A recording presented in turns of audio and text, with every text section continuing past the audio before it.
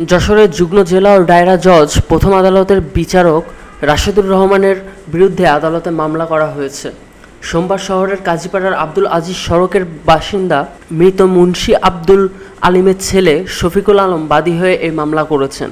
এদিকে মামলার বাদী শফিকুল আলমের বিরুদ্ধে গ্রেফতারি পরোয়ানা থাকায় পুলিশ আদালতের সামনের রাস্তা থেকে তাকে আটক করে। আটকের বিষয়টি নিশ্চিত করেছেন যশোর জেলা আইনজীবী সমিতির সাধারণ সম্পাদক এম.এ. গফুর। বাদী মামলায় উল্লেখ করেন, বিচারক রাশেদুর রহমান বিচারাধীন অনেক মামলায় ক্ষমতায় অপব্যবহার করে অর্পিত দায়িত্ব কর্তব্য পালন না করায় দুর্নীতি প্রতিরোধ আইন লঙ্ঘন করেছেন। এ ঘটনায় দুর্নীতি দমন কমিশন ও কোতোয়ালি থানায় দেওয়া অভিযোগ কর্তৃপক্ষ গ্রহণ না করায় তিনি আদালতে মামলা করেন। ডেস্ক রিপোর্ট, দৈনিক যশোর।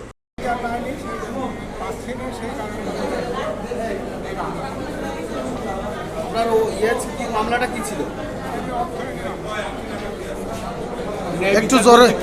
একটু জোরে বলেন। ন্যায় বিচার বলতে কি?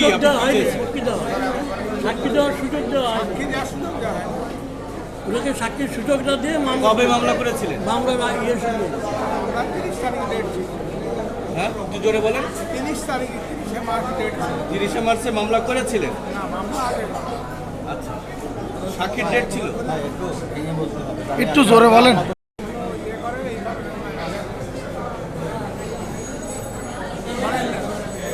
প্রকৃতি ন্যায় বিচার পাননি নাকি? আইনগত প্রতিকার দেয় না, কোর্ট বর্জন আছে। এই অবস্থায়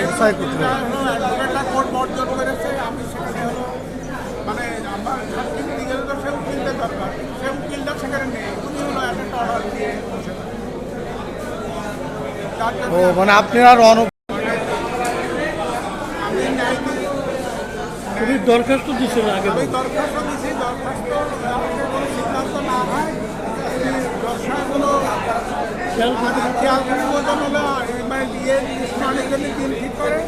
আমি ন্যায় বিচার পাবো না, সেই জন্য সাংবাদিক বন্ধুদেরকে আমরা ইতিমধ্যে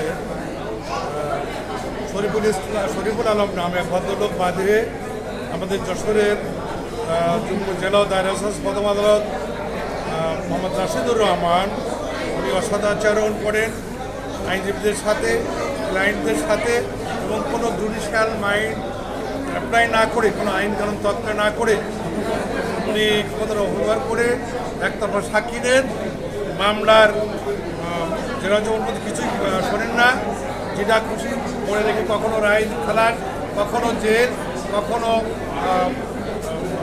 একতরফা ডিগ্রি দিয়ে দেন, যেটা সম্পূর্ণ আইনের পরিপন্থী।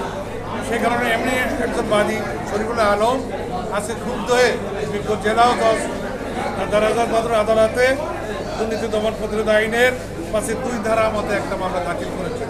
বিজ্ঞ বিচারক এটা বিচারকদের দেখেছেন, উনি পরে সেকেন্ড হাফে বিকালে এটা আদেশ দেবেন। আমরা মনে করি, প্রত্যাশা করি বিজ্ঞ জেলা দায়রা জজ বাহাদুর মহোদয় যদি বাদীর এই আবেদন গ্রহণ করে আইনগত ব্যবস্থা নেন এই বিচারকের বিরুদ্ধে, তাহলে যশোরের লিটিক্যাল পিপল ন্যায় বিচার পাবে, যশোরের আদালতে ন্যায় বিচার প্রতিষ্ঠিত হবে, যশোরের মানুষ আইনের যে শাসন, আইন বিচারের যে কাঠামো, সেটা প্রতিষ্ঠিত হবে। আমি যশোর জেলা আইনজীবী সমিতির সাধারণ সম্পাদক হিসাবে আমি এই অভিব্যক্তি ব্যক্ত করছি। সকলে ধন্যবাদ।